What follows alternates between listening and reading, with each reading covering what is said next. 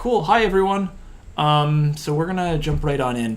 If I was just explaining to everyone else who was watching,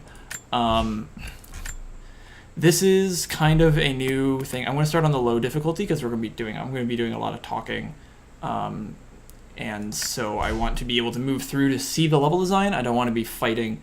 I don't want to be fighting the enemies as much. So my name is Joe Raddick. I've been a level designer for God knows how many years now, but I've been doing it professionally for the past 3 or 4 years. This show is, I'm calling it Level of Detail, and it's going to be looking at the level design of whatever games I really kind of feel like playing. We're not going to be playing them in sequential order, so it's not like I'll be playing, say, Rise of the Tomb Raider, which is what we're going to be playing this week. It doesn't mean that I'll be playing through that for the next, say, however long it takes me to finish. But we're going to play it, and what we'll be doing is I'll be talking about the level design and the structure and all the fun stuff related to the game development, related to the games that we'll be playing. If you're not certain what a level designer is, it's basically, a level designer is the people who build the structures of the game. They're also kind of known as like level architects or mappers or world builders sometimes. But we don't deal with the art or anything. We don't make it look pretty. We make it play well. And our main job is to take the gameplay mechanics and bring them into the world and build levels and structures based on whatever the mechanics are. And we'll start like right off the bat, we're gonna start seeing how we can do that here, and we'll be using Rise of the Tomb Raider. This is the sequel to Tomb Raider 2013, which I believe this came out in 2015 or 2016. If the audio is a little weird, just let me know. Be like, yo, hey, audio's a little off, I can't hear you, or I can't hear the game, and I'll try and rebalance it a bit. So we're going to be starting off. At the start of a lot of games, the job that most level designers will have, and they'll be working mostly in conjunction with the story guys, if it's a story-driven game like Tomb Raider, or we'll also be looking at, we'll be working with artists and the writers and the actual gameplay designers, and the level designers will be taking all those things and introducing them into the level. And early on, we have to kind of assume that the player who's going to be playing the game, has absolutely no idea how to play our game. What's up, Callum?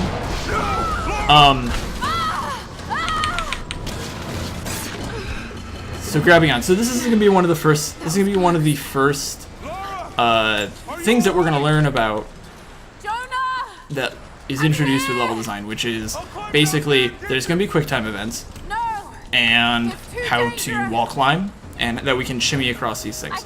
So this is like a forced tutorial that level designers will do, and I think game designers, how you introduce mechanics is really, it varies a lot between the company. Bethesda likes to tell you what to do. Nintendo likes to show you what to do. Thanks, Callum. Everyone, that's Callum. Everyone say hi to Callum. Yeah, so what we're doing here, and kind of what this was we normally would have just been walked through, and we would have just walked behind our friend, but the level designer's like, we got to introduce these mechanics. So we learned the QuickTime mechanic, we learned the shimmying mechanic, the jumping and climbing on ledges mechanic, and now we're learning that we can climb up walls with ice picks. And these are all just kind of things that we're going to need to know, and these are what the gameplay designers felt were the things that we were going to need to know first. And so with that level design, we were forced to learn how to use these. Okay, now grab my hand. You'll see, I've seen, oh, that's not right, come on. There we go. So, Shit, Lara. I'll turn around here and also, so basically, are you okay? As a level designer, what we had to do was show the player, hey, you gotta be able to, you gotta know these skills. And there's a rule that we usually follow when introducing mechanics, which is, it's kind of the rule of 3. Nintendo does this a lot, and I think Bethesda does this a lot too. I'm probably gonna be using Bethesda and Nintendo a lot because they're very different companies, but they're also very known, and so people have a lot of reference to them. So, yeah, so it's kind of like this rule of 3, so that the player will know what to do after they've done it 3 times. So what the designer did, and it's a very controlled, and as Bull is saying, it's a very controlled environment. And even though it's very linear right now, but it'll get a little bit more open coming up. Oh, this is a bit of the tutorial section still. But that old tracker said he saw ruins up in these mountains. And so using like the rule of 3, usually it's like the first time you do that. So like the first time that we were shimmying, we did that in a safe manner. If we failed, it wouldn't necessarily have been detrimental to us. The second time we do it, it's a little bit harder, a little bit more riskier. And then the third time we do it, it's like the ultimate test. It's like this big, it's like the level designer is testing you Should be enough time. each time you do a mechanic. To the top. So something else that I think a lot of people don't consider part of level design are vistas like this. Especially in story-driven games like Tomb Raider, say BioShock Infinite, Doom, all these things. These types of vistas can really help set the scene, but they have to be built into the level. These aren't things that the artists are like, hey, we need to do this. These vistas are here to help establish a story and to help kind of establish a mood and a setting and a feeling. And that's something that level designers do in conjunction with the artists. So, you'll see there's a bunch more vistas that we'll be running into. There's a couple of my favorite vistas from just gaming in general are in this game. What do you think? We're close to something, Jonah. I can feel it. Just as last stretch to the And top. if anyone has like questions like, hey, why do they do this? Or hey, I played this game and they tried it this way, just go ahead and shout it out. I'm here for 2 hours. I'm a level designer, I love asking questions. Yeah, so a bland skybox, like you don't want to look at it's like just picturing like nothing. It can be pretty boring. And vistas like that can also Looks like we climb from here. vistas like that can also affect flow and pacing, which is 2 things that level designers always have to deal with in both single and multiplayer games, where the flow is kind of how the player moves through a level. And right now this is pretty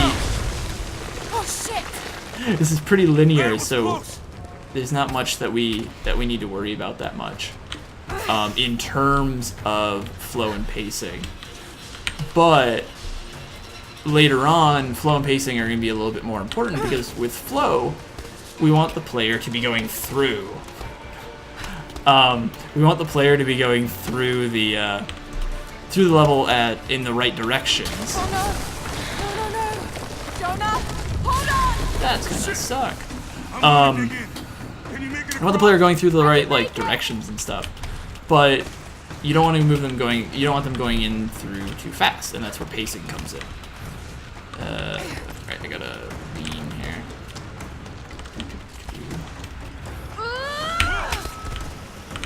Holy shit! I don't think I can make that jump. I couldn't either. I can't make that jump, so. All right, I'll give you some slack. Yeah, so level design, it's not this thing that happens in a vacuum. It's not like someone's like, hey, go make this level for us. So if you're making like a multiplayer game, it's not like, go make us a multiplayer map based in Paris or something like that. It's usually a group effort, and it's very rarely just one level designer working on a level by itself. So I use... We made it! I see the ruins!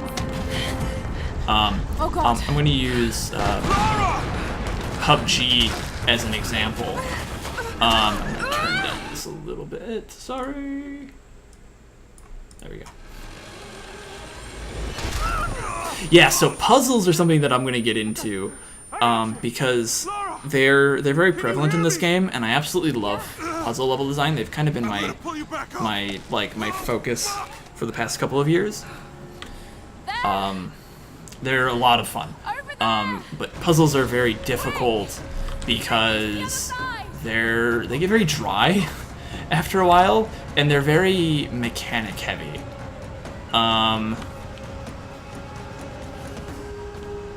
And so you have to do something interesting and exciting in each of the levels, and it's something that we, as level designers, when we're doing that type of progression, you always want to be introducing something new.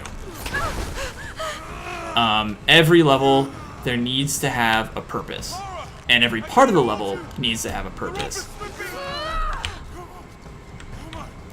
Alright, come on. I actually don't know if that's scripted or not. I've never actually tested it.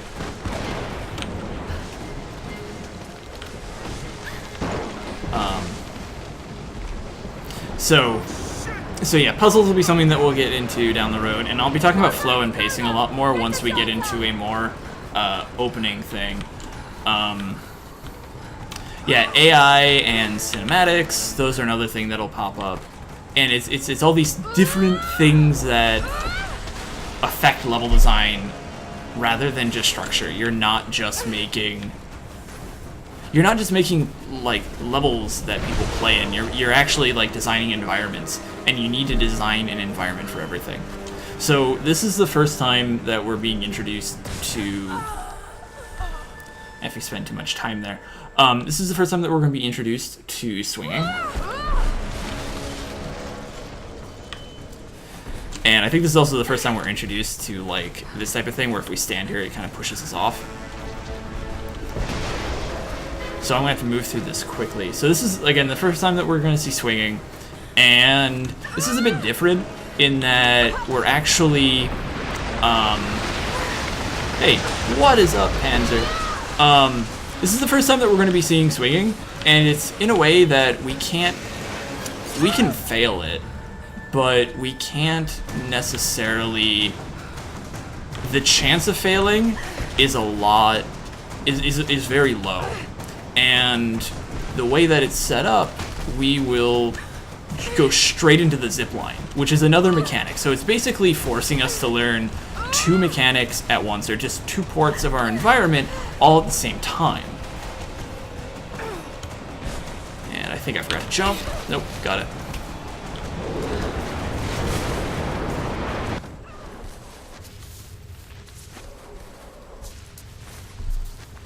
So that was, I think by my standards, that is a lot of stuff that we just learned in the first, I don't know how long it's been, 10 minutes or so, 13 minutes?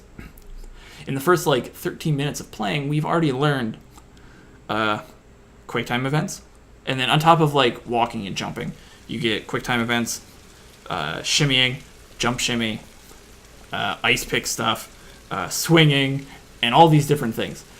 And it's really dense, but if you do it correctly, and I think that Tomb Raider did that correctly, it doesn't feel that overwhelming.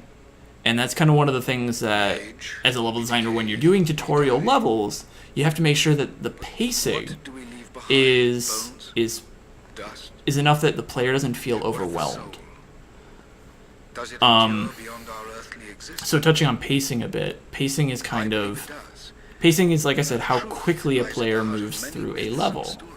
So, if we have too many things, in too short of amount of time, that's going to be overwhelming for the player, and that's going to be really boring. When we're talking about also, like, with like density stuff, that applies to other things too, and we'll talk about that a bit later, like when we start hitting enemies. If you have too many enemies at once, then it gets really, really overwhelming. However, if you don't have that many enemies, it makes it too quick to move through the area, and then the players are moving too quick, they might not be learning what they need to learn, and it's just, you have to find this balance when it comes to pacing. And so it just requires a lot of like playing levels over and over and over and over and over and over again. I know in my personal experience, some of the maps that I've made, I've probably spent like hundreds of hours just playtesting. And that's because it's really important. You can't just put stuff down and hope that it's right. You actually got to go in, sit down, and be like, play through it and make sure that it's the right flow and pacing. And then you need to get other people to play it. And so this takes a lot of time. I think level design, in my opinion, is probably one of the slower portions of game development, because it takes so long to perfect. And bad level design can really, really hurt an overall game experience. Trying to think of a game that actually had bad level design. It's me, Hannah. Oh God. I'm sure you could probably think of some, but it's basically like ones that are confusing, ones that don't take you anywhere, etc., etc. I thought you could use some company. What's up, McDougally? You followed? Followed? Of course not. What's going on? I think I found the tomb. Oh, you can't be serious. I'm currently playing a The game. prophet is real. Dad was right.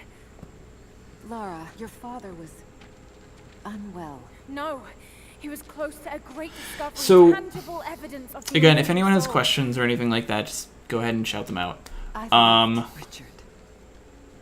I would have married him if he'd asked. We'll go through this cutscene, and then this will take us I into don't the want to see you end next up part. like him. Anna, he was right. So, Sergeant Panzer asks if this stream will be for more new people and advanced stuff. The goal is for new people. Oh God, no. Specifically kind of targeted, not really targeted, but I hope it would be more for people who might not necessarily be into game development that much, No, I can't or go back there. who might not This obsession know a lot about level design or that type of thing. So I'm kind of hoping to aim it for that. So if it's becoming a little bit too much, just say so, and I'll try and explain it a bit better, or I'll tone back on like the technical jargon, like flow, pacing, objective timing, heat maps, and all the other fun stuff. Don't go down this road. You know where it leads. So yeah, that's what we'll be doing. That's kind of the goal, is hopefully it'll be for everyone, but the main primary target will be for kind of newer people. If you are already a level designer, you probably already know all this stuff. And you're still welcome to watch and join. Ooh, a scorpion.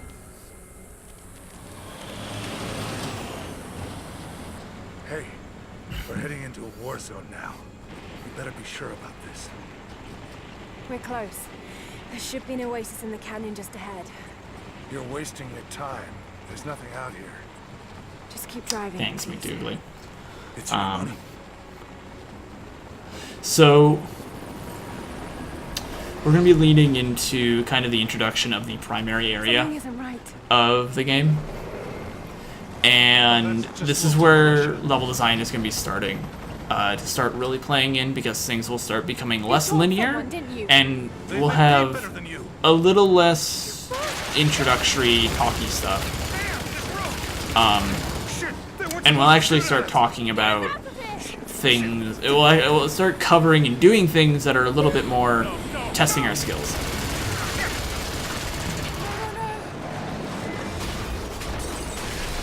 This is like my worst nightmare, driving on any cliff. I always slow down on cliff corners. Not because I think a helicopter is going to come out, but I'm like going to go careening off the edge of the cliff.